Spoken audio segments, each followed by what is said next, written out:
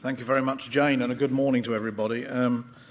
It may have skipped many people's attention, but last month, March, was in fact the 350th birthday of the invention of the journal and journal publishing. And we decided that that shouldn't go without some kind of celebration. So we actually held an event at the Royal Institution in London. But this was not just a freebie event to celebrate the birth of the journal and the man who invented it, Henry Oldenburg, but also to act as a launch party for the latest edition, the fourth edition of the STM report. And it would be remiss of me not to say at this point that my co-author, Mark Ware, is sitting in the audience and will no doubt immediately jump up if I say anything that turns out to be incorrect. So, Mark, I'm looking forward to you leaping up at any moment when I get my facts wrong. The report itself is available for free on our website, but we also have a limited number of printed copies which look like this, and they are available at the registration desk on a first-come, first-served basis. So those of you who actually decide you'd like to look at this, please do go there and collect a copy. We do send out a limited number to members of the board and to heads of house, so we don't intend to have this as a printed publication. It's mainly an electronic one. But those of you who, like me, still quite like looking at paper, I would encourage you to go and get a copy. So what does it contain? It contains an overview of the entire STM industry as it stands at the moment in 2014, because obviously we were still writing this at the beginning of 2015. So we look at things like market characteristics. You heard a little bit about that from our colleagues at Outsell yesterday, who of course have in part been used in the generation of many of the statistics that you will find in the report. Mark and I concluded that in 2013, 2014, the annual English language journal revenues were about 10 billion US, that they had in fact been growing at about 4.5% compound annual growth since 2008, when the figure was 8 billion. And this sounds like a huge amount of money, but I always remark to those that are a bit inclined to be somewhat negative about our industry because of its success, that this is about the same amount of money as the British public spends on chocolate each year. The broader STM market, which includes books and data sets, the geophysical data sets, which Denny referred to yesterday, is about 25 billion. And books themselves are worth about 5 billion of that. And e-books are actually about 17% of that market and are growing fast, which is an interesting development which we hadn't noticed in the previous edition. And again, as was said yesterday, by geography of sales, 55% is in the US, 28% in Europe and the Middle East and Africa, 14% in the Far East and 4% in the rest of the world. And by employment, and these figures are quite important because we and our colleagues in other trade bodies use these in our discussions with governments and other bodies, there's about 110,000 people employed in the STM publishing industry worldwide. We estimate about 20 to 30,000 of those are actually in Europe. The market itself consists of 28,100, roughly, active scholarly peer-reviewed journals that were existing at the end of 2014. And these have been growing by title at about 3.5%. This figure is actually does not include those titles that were launched and then failed. If we were to include that, the figure would be enormous, much, much larger. But this is the active journal literature. They are publishing about 2.5 million articles each year, and this is growing at, as many of you will know, at a fairly standard 3 to 4%. The US still dominates the paper output, if you want to look at papers by nationality, but China is now in second place. But that's in terms of volume. If one was to start looking at quality, then US certainly leads in citations over all other countries. Number 3 is the UK at 7%. Joint fourth is Germany and Japan, and France comes in 6th. This journal growth, you can plot it. This is a logarithmic scale, which actually shows you the rate of growth, and you can see how incredibly consistent it's been over the last 350 years. We're looking again at a growth rate of about 3.5%, although it does show some variance during and after the Second World War. But the vast majority of the time, even at a time when governments were not investing in science, it shows a fairly consistent rate of growth. Many questions have been asked about why this should be. Why do we see the same growth rate at both a post-industrial, industrial and pre-industrial stages in world history? And it turns out that actually the most likely answer is the number of research workers in the world, which correlates extremely closely with the number of research articles and therefore the number of journals. We can see why this would be anecdotally. You can't be a researcher without publishing, so if there are more researchers, there's bound to be more to publish. And this answers a question which I remember as a publisher always being asked when I was on at an exhibition booth, and people would come up and say, well, there's simply too many journals, Michael, there's just too many journals. And the answer would be, well, there need to be fewer researchers if you want there to be fewer journals. And of course, that's not always the most humane answer. Global article authorship, as we showed earlier in the figures, part of this can be seen also in a Royal Society report, which we quote in the report. And this again illustrates, I think, very well the emergence and acceleration of China into being one of the greatest growth output publisher for publishing material in the world. And there's every reason to believe that by the time we reach the next report, it could easily, if it continues to grow at the current growth rate, become number one. It may be the sixth edition rather than the fifth edition, but it's certainly coming on extremely fast. What about researchers? One of the things that we talk about here, particularly in the report, is what it is that makes people do what they do in terms of their publishing activity. And their core motivations for publishing have been almost completely unchanged. There are new tools. They're obviously using new tools, and these tools develop all the time. But although there are new tools, these are all being used for the same old purposes. Reading patterns are changing, and Carol Tenopir and Don King are still the best source of information on this. Scholars are reading more, about 270 articles per annum, but of course they're managing to do that by actually spending less time on each article. Research dominates over browse in terms of location of articles, although there are significant variations between one discipline and another. And some are using more traditional methods, like asking their colleagues to find material, rather than simply going into Google and searching. It's also clear that very little time is being spent on publisher websites.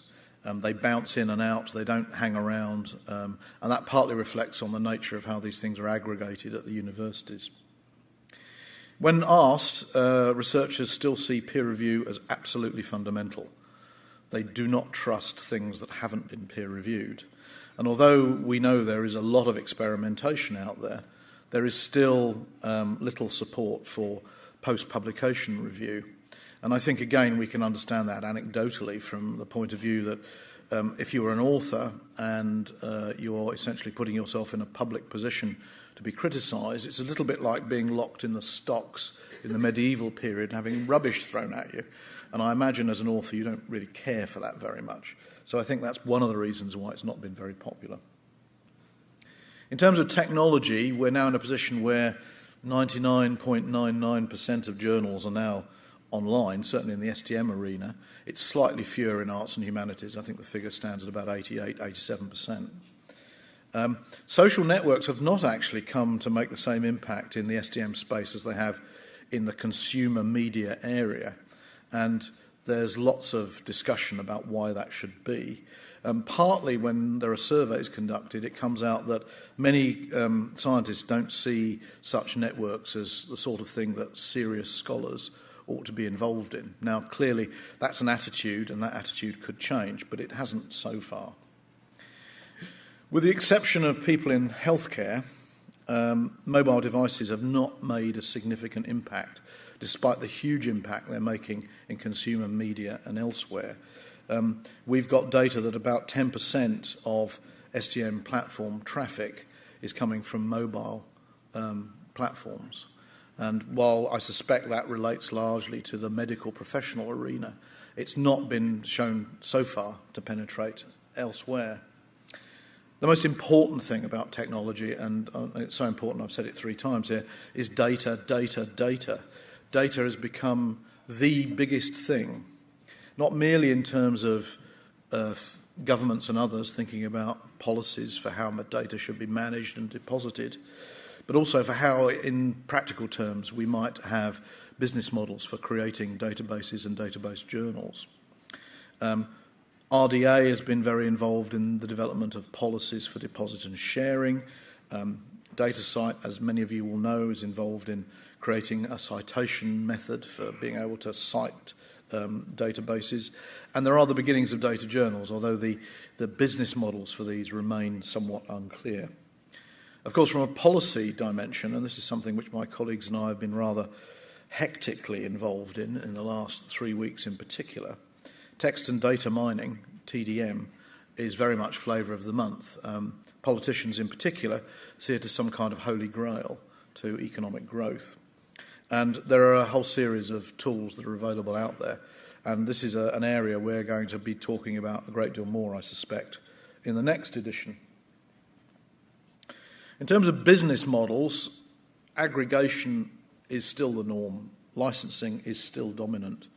I think we sometimes forget we spend a huge amount of our time as publishers talking about the new and the threatening, which certainly for the last decade has been open access.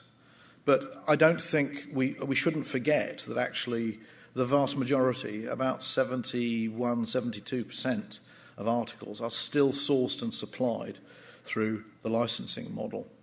And this has 2 characteristics. It's got aggregation on the supply side with the big deal, and it's got aggregation on the demand side in terms of consortia. Access to our type of content is at a historic high. There are more people than ever before accessing scholarly and scientific content. And we did an estimate of what we think the global downloads are for STM content, and that came out at least 2.5 billion per annum, and it's probably a lot higher than that. This is, if anything, an underestimate. In terms of models, this is being done through national site licenses and public access, as well as the licensing that we're all familiar with. The characteristics of national site licenses and public library access is to effectively create a form of quasi-open access. The public library access program, which has been put together by the PA, I see Richard at the back there, and colleagues at PLS, I think has been a very successful move in illustrating how you can get public access without necessarily having to have open access.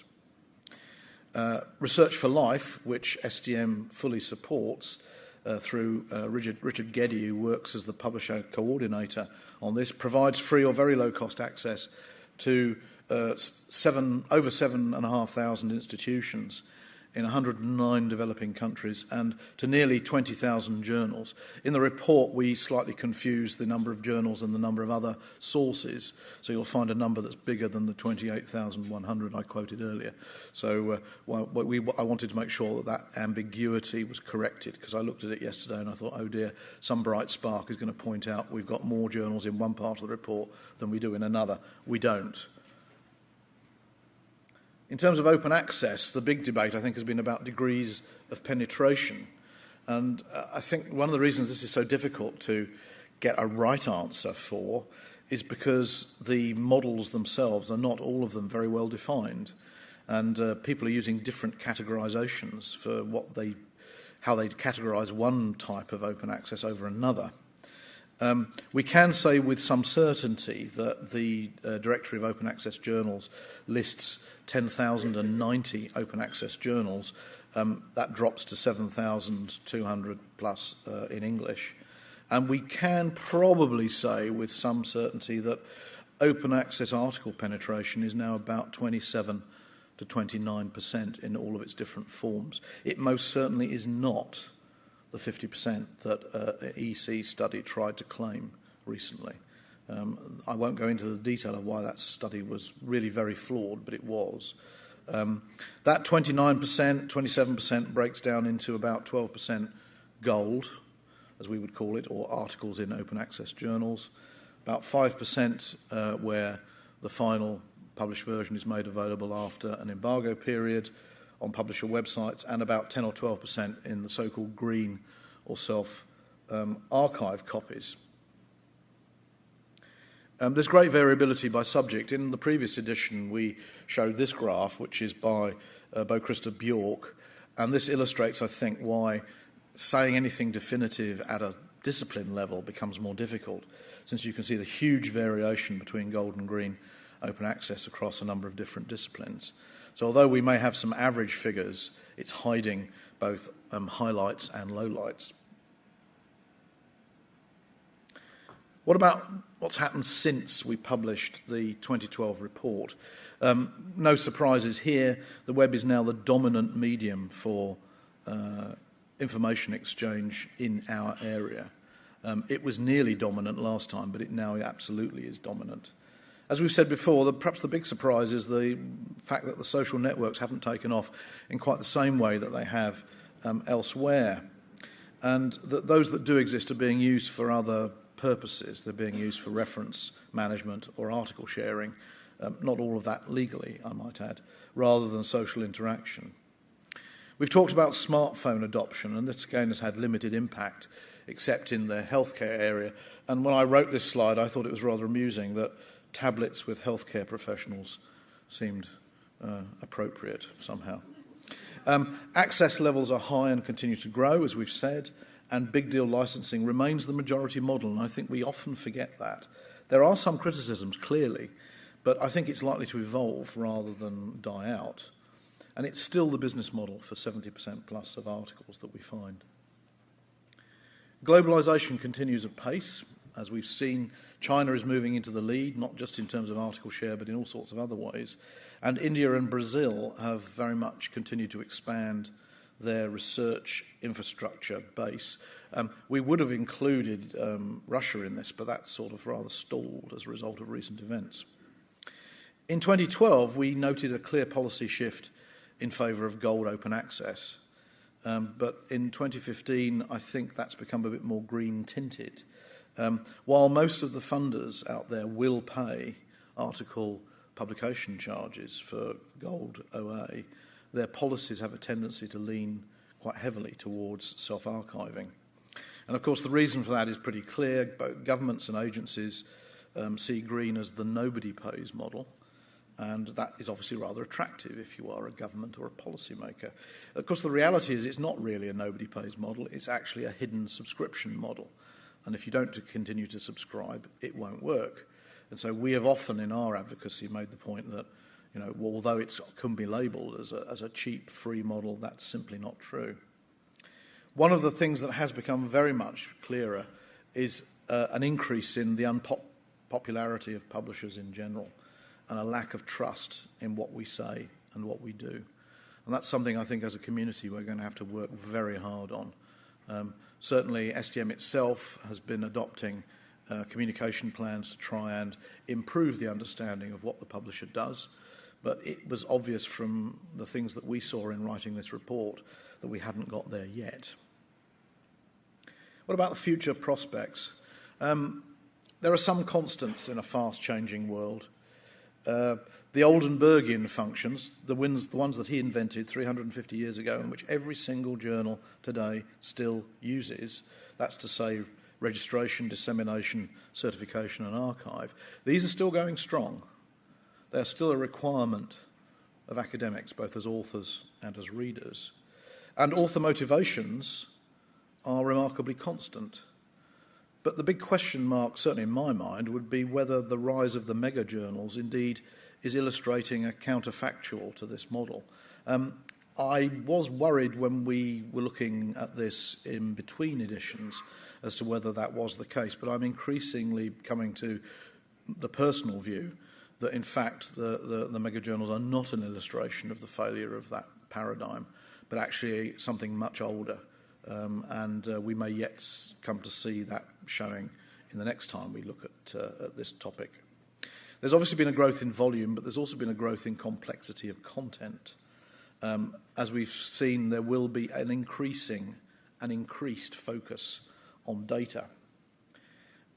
The open access transition, I think, will continue. There is still significant momentum for uptake, but I think it might actually stall at a mixed market position. And I think the reason for that is going to be practicality, as well as the nature of some of the journals that you would have to convert to open access models. So in terms of practicality, it'll be about the APC rates. Will they rise or fall, or will they stratify? There's a lot of pressure for them to fall. The funding bodies, in fact, are increasingly talking about capping them. In terms of the high rejection rate journals, are these going to be very difficult to move to any kind of sustainable open access model? I think the answer to that is probably yes. We only have to look at the costs that have been revealed for eLife in its first year of publication. And remember, they don't have any business model. Their business model is the three funders, the three agencies that are behind it, Wellcome, Howard Hughes, and the Max Planck, will actually pay for it all, which they're paying a pretty penny for it. If they had to adopt a gold open access model, they'd have been charging somewhere in the order of $14,000 an article. And I don't think that funders or others would find that an easy prospect to stomach. And indeed, Richard Jarkin, when he was head of Nature Publishing Group, commented to the Select Committee of the House of Commons back in 2003 that off the top of his head he thought to do a gold model for Nature could easily cost between $25,000 and $30,000. I think that was shown to be a bit of an exaggeration, but not much of an exaggeration. Embargo periods will continue to be a debate, and there will be a debate because to resolve that debate you would actually have to have an experiment that showed people failing. And certainly my experience as somebody who's tried to do this with the Peer Project is publishers volunteer for many things, but they don't volunteer to go out of business. And that's what you'd need to demonstrate to some of the policymakers, unfortunately. It may be that we've reached a point where 12 months is an uneasy compromise between the zealots who'd like to go to 0 or 6 and the publishers who'd like a much more flexible environment. I don't know. Time will tell. And we're going to see many, many more advances into the use of open access in books and educational resources. And certainly one of the roles I've been taking in my outreach role to other parts of our industry outside of STM is to say to them, don't think that open access is merely an STM problem. It's going to come to you as well. And we're also going to see an accelerating pace in market and technology innovation. And I think this is in part going to be driven by what's going on in the consumer world. So anyway, predicting the future is always dangerous. And I was struck particularly by some remarks by Gottfried Daimler, who invented the motor car. And he said that there will never be a mass market for motor cars, about 1,000 in Europe, because that's the limit on the number of chauffeurs. So I think we all need to be very, very careful whenever we try and predict the future and remember how classically wrong you can be. Anyway, if you want to read more, 180 pages of it, there's a few copies out on the registration desk. Thank you very much.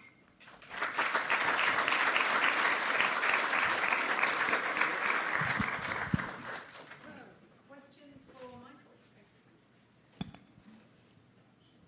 Or indeed Mark Ware. Or Mark. Mark, would you like to stand up so everybody knows? There we go. Oh, no, that's not Mark. There he is. Mark Ware, so he's the co-author of the report. So we have a question at the back just coming up.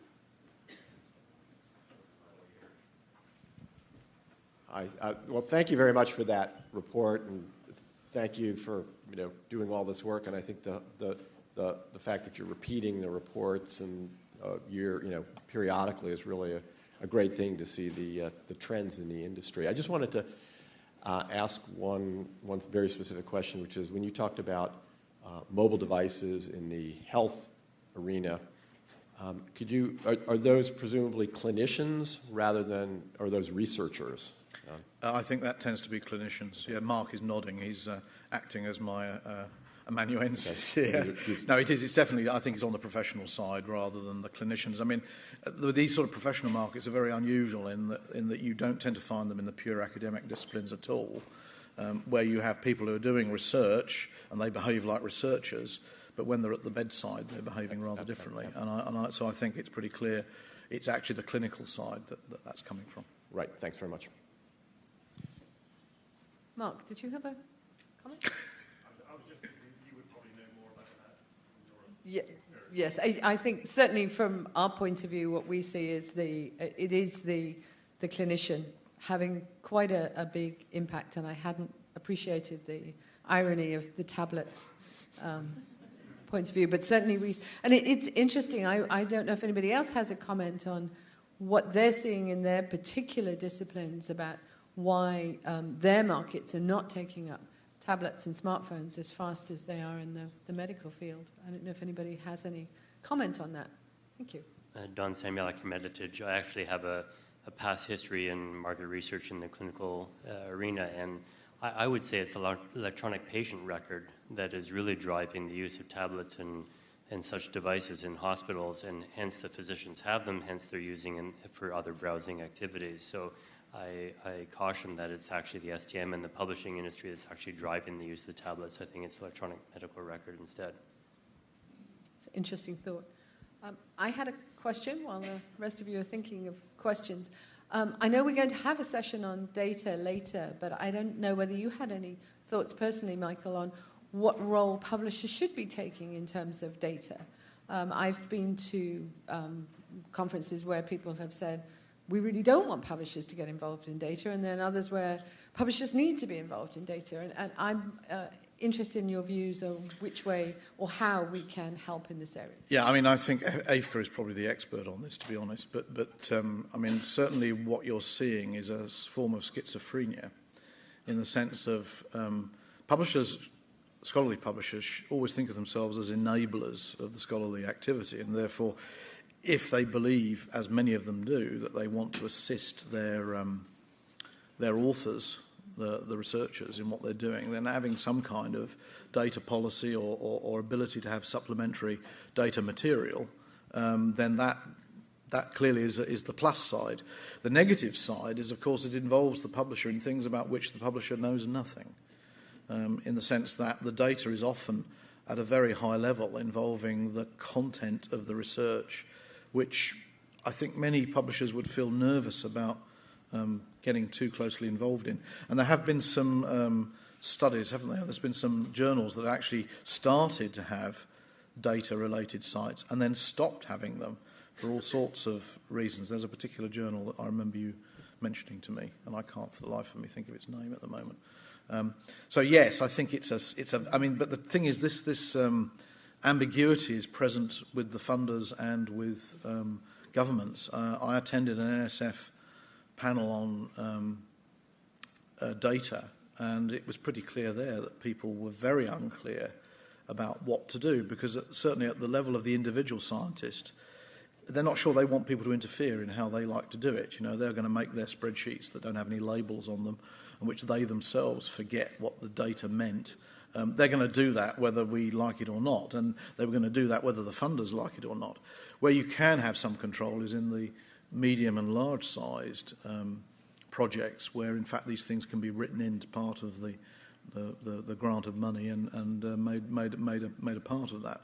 But whether or not in 20, 30 years' time we will be able to interpret some of the data that's collected. I mean, the horror story is always given of all the moonshot data that can't now be accessed. And we may indeed be in exactly the same boat if we're not careful. So whenever I talk to the European Union or to other government bodies around the world that are interested, I always urge humility, because I think it's not at all clear to our community, and it shouldn't be clear to them what the way forward is. I think it's going to have to be an evolutionary process. Thank you. I think we have time for one more question. Hi, Paul Johnston. Thanks for a great presentation.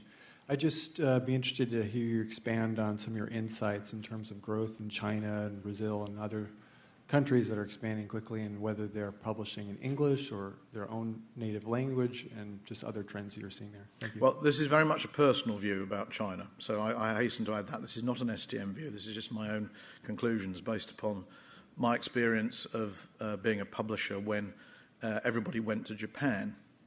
And what happened then was we all developed offices in Japan. We all developed all sorts of mechanisms for making it easy for Japanese scientists to publish in our journals.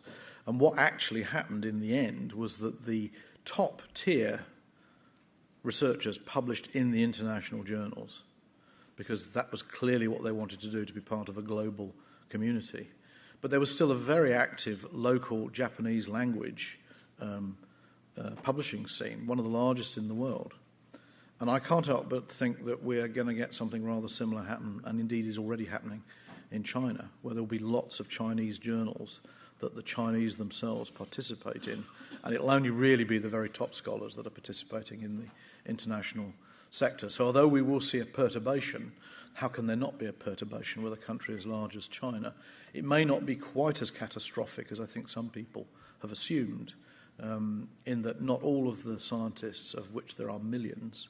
I mean, when I was out in Beijing in October, I met with the Chinese Association of Science and Technology, and I was staggered to discover that this learned society has 9 million members. I mean, we'd only need a very small proportion of them to turn up to have a very big conference. But the point, I think the point there is that a lot of this is happening intra-China, not extra-China. And while the best people will always publish in the international journals, it's not clear to me that you're going to get everybody in there. So that's a bit of an answer, but it's a personal prejudice, and it could be completely wrong. We have to wrap up now and move on to the next session. So thank you, Michael, and thank you, Mark. Thank you, Michael, for a great presentation, and Mark and Michael for a wonderful report. So thank you.